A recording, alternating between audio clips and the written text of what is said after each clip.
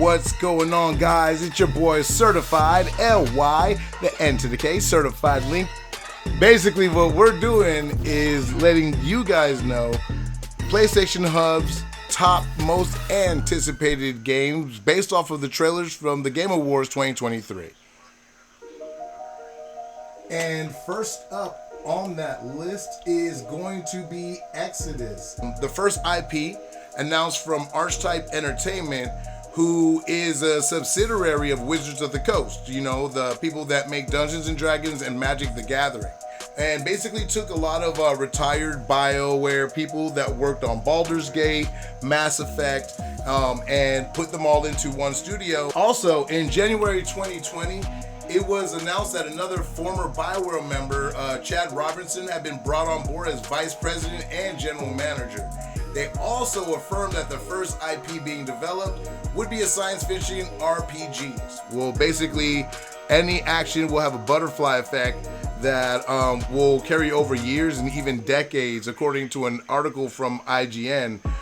Is being pitched as a next-generation story-driven RPG that marries cinematic storytelling with deep emotional impact, featuring broad player agency and a modern AAA gameplay. Basically, it's saying Mass Effect only on a bigger scale, and the fact that the Knights of the Old Republic and the director of the Knights of the Old Republic is on the studio as a head is kind of looking good for this game. They also have Major League voice acting. They got who? Yeah, they got Matthew McConaughey. It's definitely going to make that a really interesting choice, especially with, you know, they got to sign him to a multi-contract type deal. All right. Anyway, Exodus does look like it's dropping on all next-gen consoles and PC, so make sure you tune to the channel because we'll keep our ear to the ground about this one.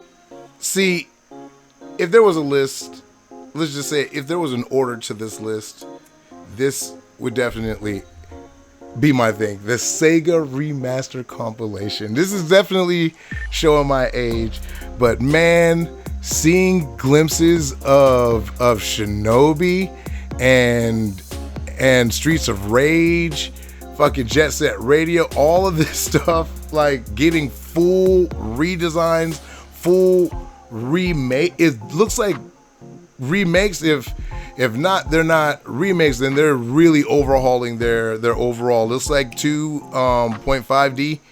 So it looks like they're going into the 3D on cell shaded backgrounds and vice versa, and it looks fresh. I can't wait to play that. Looks like it's coming out on all next gen consoles as well. And as it gets closer to release date, of course, we will keep y'all tuned and up to date. Now, for all of our anime fighting game fans, we got a brand new reveal trailer for Dragon Ball Sparking Zero, which is the next Budokai Tenkaichi series game from Bandai Namco. And I'm not gonna lie, this one just looking pretty fucking good. I have not played a Tenkaichi type game, 3D fighter, consistently since the last Tenkaichi 3.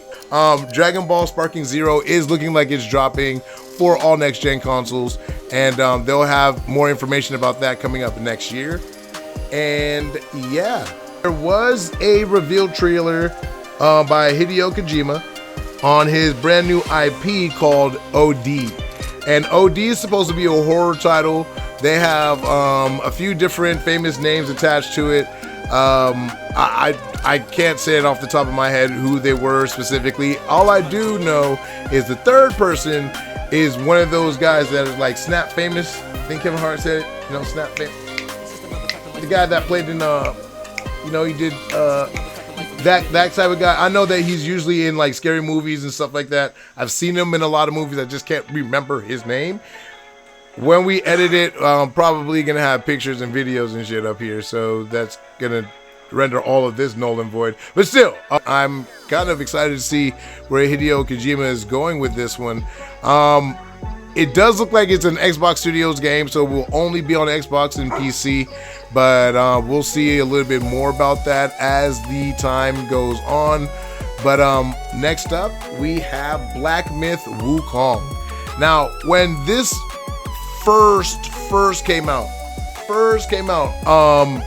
I forgot what show it was, but it was a reveal trailer, and it just showed some gameplay of Wukong just going around, turning into a beetle, flying down this path, turning out of a beetle, whooping some ass, going down this alleyway that looked like it was just dynamic fighting and, very terrain throughout.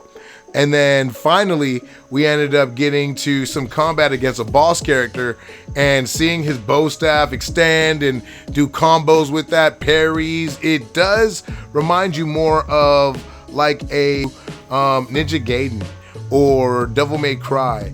And it's looking like a lot of roguelite elements incorporated as well. So Elden Ring, Demon Souls type stuff. But the story mode is looking like it's beefed up from when it was first announced. I remember reading that the campaign was overall like 4 hours or 5 hours, and this was supposed to be part of like an anthology type series about black myths. But we'll see. From what it's looking like, it's really having some depth to it. There's multiple boss fights unless they're back to back to back. It looks like the story is pretty in depth now. If they didn't have an overhaul, it's looking like this one is going to be something to look out for as a early contender for Game of the Year whenever it does drop. We got a little bit of a taste of the updated, renovated Suicide Squad Kill the Justice League. Now, when it was first announced, basically you're the Suicide Squad tasked to kill the Justice League members that got brainwashed by Brainiac, and now they're just evil and stuff. Really good concept. It looked like it was pretty fun. Then they started dropping the gameplay, and that's when a lot of people had their hiccups. That's where a lot of people started having their dissension. I included in that overall percentage, and it looks like they cleaned this up. There was menus everywhere. There were your UI just looked really messy. There was a lot going on, and then to find out that you're getting like power-up gloves and stuff like that, basically making it a looter shooter. It was announced that it wasn't a live service game, but everything about it looked live service, so everybody started kind of stepping back. And then they announced that they were gonna delay the game, and at the Game Awards 2023, they dropped the first look. Okay, so the way that things are going, you can see 4 different play styles. I think they have Captain Boomerang doing his thing. They had Deadshot doing his thing. King Shark was handling business, and it all looks pretty fluid. The UI, unless they did something where they edited everything completely away, looks less busy, makes the presentation look a lot better. So this one may actually end up fleshing itself out to be everything that it was promised. So we're keeping our eye on this one. I did have it high on my radar at one point. I'm not as excited about it. We won't have long of a wait to see if this game actually does deliver on all the promises that it stated.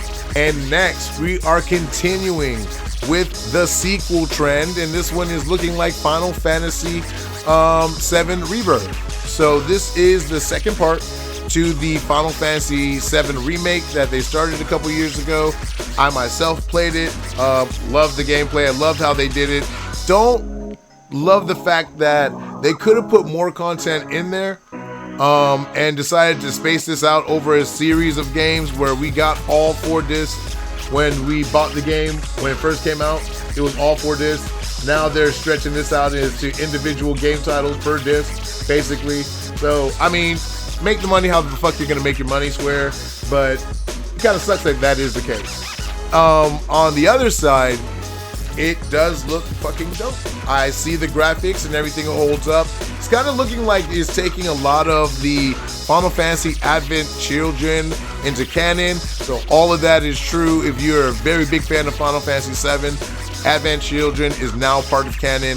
everything that happened previous in the Final Fantasy VII game are canon too. And I think in this game, you're going to finally get explained why you're able to remember all these events, other than reincarnation, obviously. But there's going to be some type of payoff. And that one does look like it's really good, that some of the memories are coming back to some of our characters. And this one is going to have one of the best release days. It's going to be the end of February, so this one's not going to be really long in coming out. But February fucking 29th, I don't know if you could pick a better time. You know what I mean? There's only a few games that come out February 29th at all. And now you're going to pick that one, you know, you're going to go ahead and pick that as your release date. Square, you can't see it, but I'm giving you the gun fingers, man. Hey, good shit. I like that. And that's coming out there, looks like exclusively for the PS5. Next is one that kind of has me raising my eyebrow. Not just me. There's a lot of people that are seeing this teaser that played out, where Insomniac Games made a tweet and it said, "Stay tuned to the Game Awards." I'm thinking they meant like if they won, they would release DLC or something. Or I don't know. I hope that's not the case. I hope if they had DLC planned, they're not just like time gating it because they didn't win Game of the Year.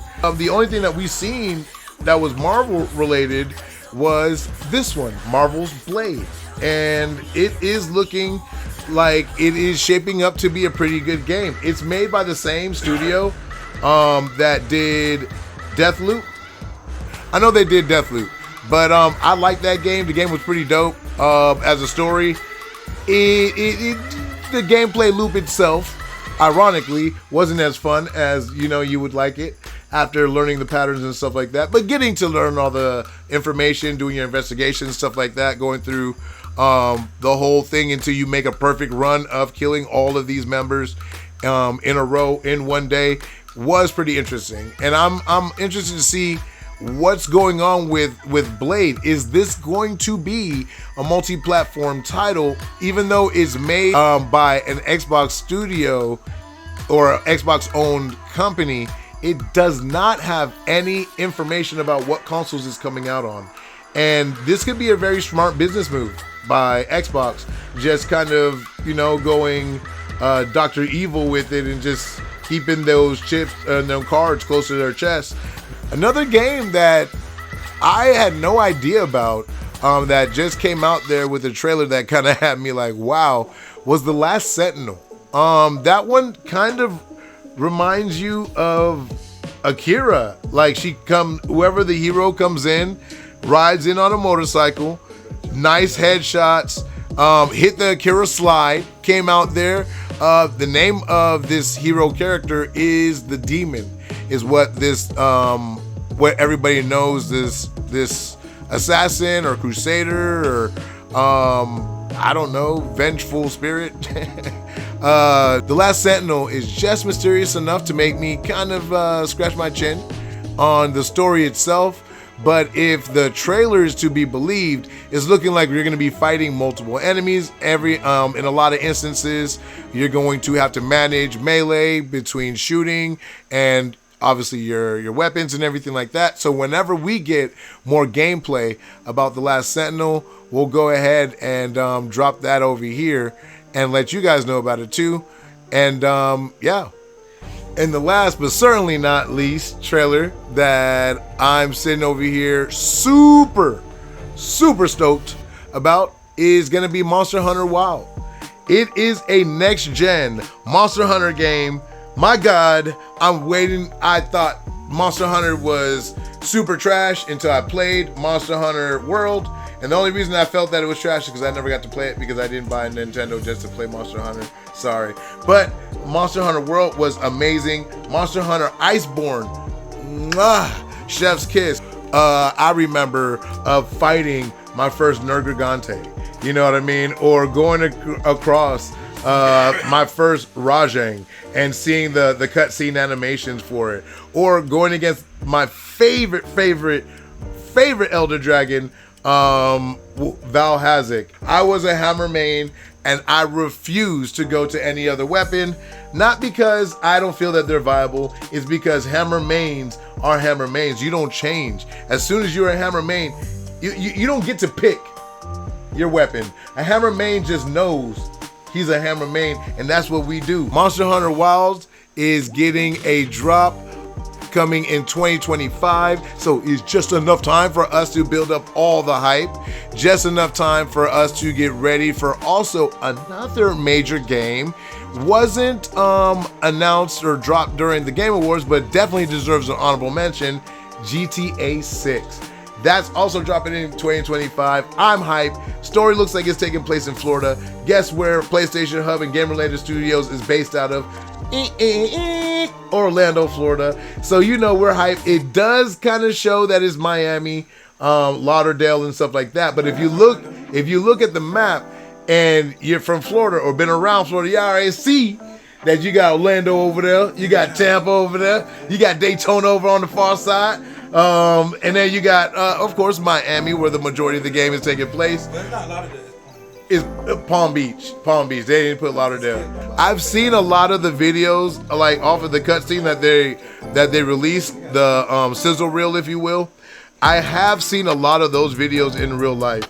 It was so bad that the Joker, the Miami Joker, that they were parodying on the game, tried to strong arm Rockstar Games into giving them $2 million because they said he said that they used their likeness, and it looks like he even dyed his hair to even look more like the GTA version. I don't see that really going anywhere, but if it does have any breaking news, we definitely will let y'all know about it. Grandmaster Lido is doing a really awesome job. He makes a lot of the video edits, and he does a lot of the TikToks and the Reels. So if y'all see a lot of the shorter videos, that is him getting it all done, and we appreciate that. We do have other streamers on the channel. We are getting back into the crux of it. We have been having a boom because of you guys, and started charting, and we're going to continue riding that wave. Right now, we're on the road to 17K on Facebook. We're on the road to 100 on YouTube, and on the road to 50 on Kick, and we just started a Twitch. So if y'all could drop a like, follow, or share a like or follow to somebody that would be interested in watching us get down, and we are variety streamers, different personalities. There is a welcome video that is linked to this video that I forgot to take off a private, so that's why you guys have not seen it yet. And that's gonna show everybody here on the channel. And we do want to thank you for sticking with us to the end of this video. If you haven't already, make sure you hit that like button on the video. That goes to let us know that you like content like this so we can make more. And if you can, hit that subscribe to stay up to date to everything that we do here at PlayStation Hub. And like we say it over here at PlayStation Hub and Game Related Talk Show, if you ain't at the table, you on the motherfucking menu. It's Certified Link for PlayStation Hub. Out.